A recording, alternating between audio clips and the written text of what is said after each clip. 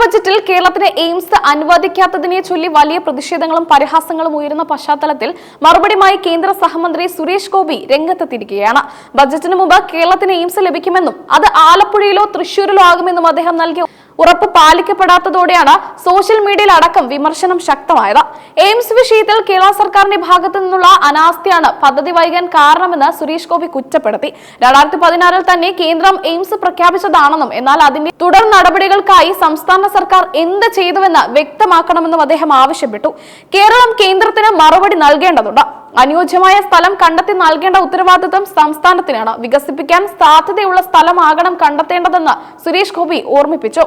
ഇക്കാര്യത്തിൽ സംസ്ഥാന സർക്കാരിന് എല്ലാം കൃത്യമായി അറിയാമെന്നും അദ്ദേഹം പറഞ്ഞു. സ്ഥലത്തിന്റെ ലഭ്യതയാണ് ഏറ്റവും വലിയ തടസ്സമായി അദ്ദേഹം ചൂണ്ടിക്കാട്ടിയത്. ചുരുങ്ങിയത് 4 സ്ഥലങ്ങളെങ്കിലും സംസ്ഥാന സർക്കാർ കേന്ദ്രത്തിന് മുന്നിൽ നിർദ്ദേശിക്കണം. കൊച്ചിയിലോ തിരുവനന്തപുരത്തോ ഇനി വലിയ വികസന പ്രവർത്തനങ്ങൾക്ക് ആവശ്യമായ സ്ഥലമില്ലെന്ന് അദ്ദേഹം നിരീക്ഷിച്ചു. ആലപ്പുഴയിൽ എയിംസ് വരണമെന്നത് തന്റെ ദീർഘകാലമായുള്ള ആഗ്രഹമാണെന്ന് സുരേഷ് ഗോപി വ്യക്തമാക്കി. 2015 താൻ MP അല്ലാതിരുന്ന കാലം മുതൽക്കേ ഈ ആവശ്യം ഉന്നയിക്കുന്നുണ്ട്.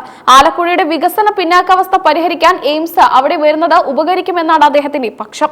ആലപ്പുഴയിൽ സ്ഥലം ലഭ്യമാകുന്നില്ലെങ്കിൽ തൃശൂരിൽ സ്ഥലം കണ്ടെത്തി പദ്ധതി നടപ്പിലാക്കണം. ഇതിനായി തൃശൂരിൽ സ്ഥലം വാങ്ങിയെടുക്കാനുള്ള നീക്കങ്ങൾ നടത്തുമെന്നും അദ്ദേഹം സൂചിപ്പിച്ചു. 2027 2028 എയിംസ് യാഥാർത്ഥ്യമാകട്ടെ എന്ന ശുഭാപ്തി വിശ്വാസവും അദ്ദേഹം പങ്കുവച്ചു. നമ്മുടെ മുന്നിൽ ഇനിയും സമയമുണ്ട്. കൃത്യമായ സ്ഥലം സംസ്ഥാന സർക്കാർ കാണിച്ചു തന്നാൽ എയിംസ് വരാതിരിക്കാൻ ഒരു കാരണവുമില്ലെന്ന് കേന്ദ്രമന്ത്രി ഉറപ്പിച്ചു പറഞ്ഞു. കാശ്മീരിൽ പദ്ധതികൾ തുടങ്ങുന്നതിന് രാഷ്ട്രീയ ബുദ്ധിമുട്ടുകൾ ഉണ്ടാകുന്നില്ലെന്നും അദ്ദേഹം താരതമ്യം ചെയ്തു. കാശ്മീരിൽ ഇതിനോടകം തന്നെ പദ്ധതികളുടെ നിർമ്മാണം ആരംഭിച്ചു കഴിഞ്ഞു. താൻ ഭാരതത്തിന്റെ പ്രധാനമന്ത്രിയോ ആരോഗ്യമന്ത്രിയോ അല്ല.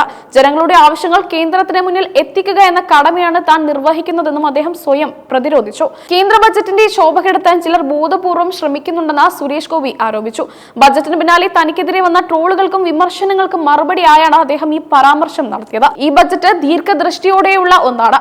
സാധാരണക്കാരായ ജനങ്ങളുടെ ജീവിത നിലവാരം ഉയർത്താൻ ലക്ഷ്യമിട്ടുള്ള പദ്ധതികളാണ് ഇതിലുള്ളത്. 2047 ഇന്ത്യ ഒരു വികസിത രാഷ്ട്രമാക്കാനുള്ള രൂപരേഖയാണ് ബജറ്റിലൂടെ വിഭാവനം ചെയ്യുന്നത്. രാജ്യത്തിന്റെ സമ്പന്നതയും വളർച്ചയും ലക്ഷ്യമിട്ടുള്ള ചുവടുവെപ്പുകളെ ഇടുങ്ങിയ രാഷ്ട്രീയ കണ്ണിലൂടെ കാണരുത്. ഓരോ സംസ്ഥാനത്തിനും അർഹമായത് ലഭിക്കുക തന്നെ ചെയ്യുമെന്നും അതിന് കൃത്യമായ നടപടിക്രമങ്ങൾ പാലിക്കേണ്ടതുണ്ടെന്നും അദ്ദേഹം കൂട്ടിച്ചേർത്തു. എയിംസ് വിഷയത്തിൽ സംസ്ഥാന സർക്കാർ കേന്ദ്രത്തിന് മേൽ പഴി ചാരുന്നത് നിർത്തണമെന്നാണ് സുരേഷ് ഗോപിയുടെ നിലപാട്. സ്ഥലം ഏറ്റെടുത്ത് നൽകുന്നതിലെ കാലതാമസം ഒഴിവാക്കിയാൽ മാത്രമേ കേരളത്തിന്റെ സ്വപ്ന പദ്ധതി യാഥാർത്ഥ്യമാകൂ. തൃശൂരിലെയും ആലപ്പുഴയിലെയും ജനങ്ങൾ എയിംസിനായി കാത്തിരിക്കുകയാണ്. ഈ 2 ജില്ലകളിൽ എവിടെയായാലും പദ്ധതി വരണമെന്നാണ് സുരേഷ് ഗോപിയുടെ താല്പര്യം. അതിനായി ഇനിയും കേന്ദ്രത്തിൽ സമ്മർദ്ദം ചെലുത്തുമെന്നും അദ്ദേഹം പറഞ്ഞു. വിമർശനങ്ങൾ സ്വാഭാവികമാണെന്നും എന്നാൽ യാഥാർത്ഥ്യം മനസ്സിലാക്കാതെയാണ് പലരും പ്രതികരിക്കുന്നതെന്നും സുരേഷ് ഗോപി പറഞ്ഞു.